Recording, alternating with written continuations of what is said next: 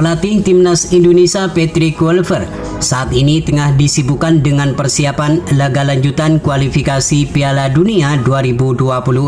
Seperti yang kita ketahui, bersama pelatih baru Patrick Kluivert, Timnas Indonesia langsung akan berhadapan dengan salah satu tim terkuat di Asia, yakni Timnas Australia. Menghadapi Timnas Australia yang di atas kertas lebih unggul daripada skuad Garuda, tentu akan menjadi tantangan tersendiri bagi pelatih baru Timnas Indonesia, yakni Patrick Kluivert. Selain harus bermain di kandang Australia, Timnas Indonesia juga harus kembali beradaptasi sekaligus penyesuaian diri dengan pelatih yang baru ini. Jika dilihat dari 5 pertemuan terakhir, Timnas Indonesia terbilang cukup kesulitan ketika bertemu dengan tim yang berjuluk The Socceroos itu. Tercatat dari 5 pertemuan terakhir, Timnas Indonesia hanya mencatatkan 3 kali kekalahan dan 2 kali meraih hasil imbang. Kemudian untuk segi ranking FIFA, Timnas Australia terlihat lebih unggul jauh daripada skuad Merah Putih. Terpantau Timnas Australia saat ini berada di peringkat ke-24 dunia, sedangkan Timnas Indonesia saat ini masih bertengger di 127 dunia. Meski demikian, Patrick Kluivert selaku pelatih baru Timnas Indonesia tetaplah optimis kalau Jaitses dan kawan-kawan mampu memberikan perlawanan yang sengit. Apalagi di laga nanti Timnas Australia kemungkinan tidak akan diperkuat beberapa pemain andalannya karena mengalami cedera.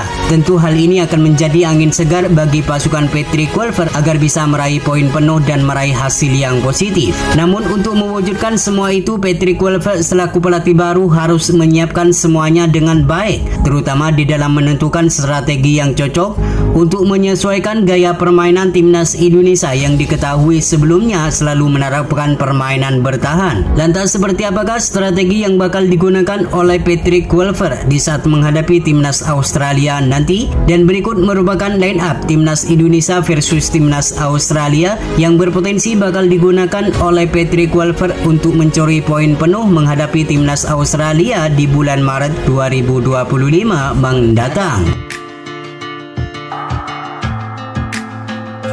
Di sektor penjaga gawang, Martin Paes akan tetap menjadi andalan di bawah Mister.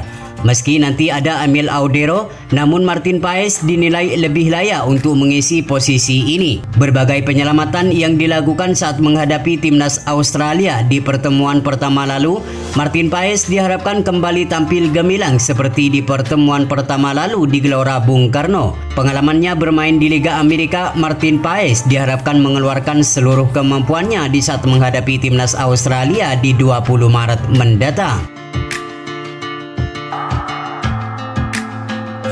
Sementara untuk sektor lini pertahanan, nampaknya Patrick Kluivert akan memasang duet Miss Hilger dan Jaitses.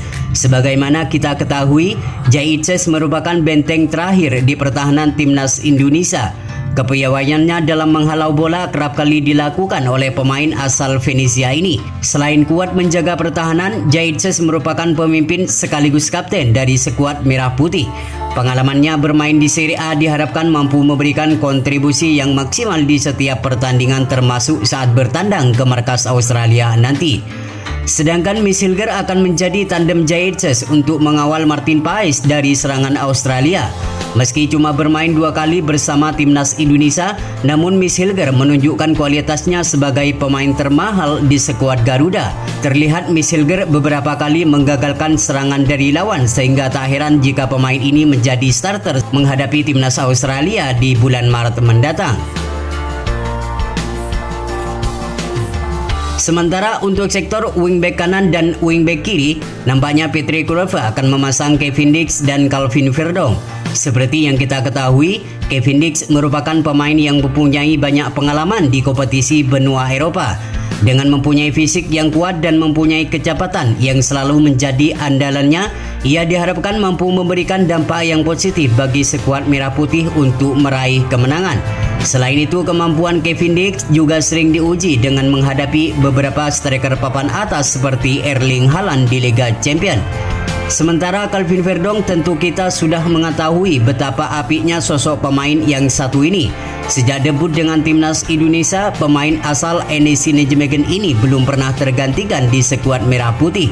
Selain solid dalam menjaga pertahanan, Calvin Verdong juga membantu penyerangan terhadap pertahanan lawan.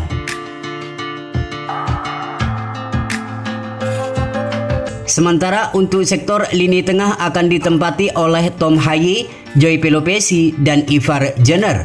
PSSI sudah mengumumkan pemain naturalisasi berikutnya, diantaranya adalah Joy Pelopesi. Pelopesi direncanakan akan berduet dengan Tom Haye di lini tengah.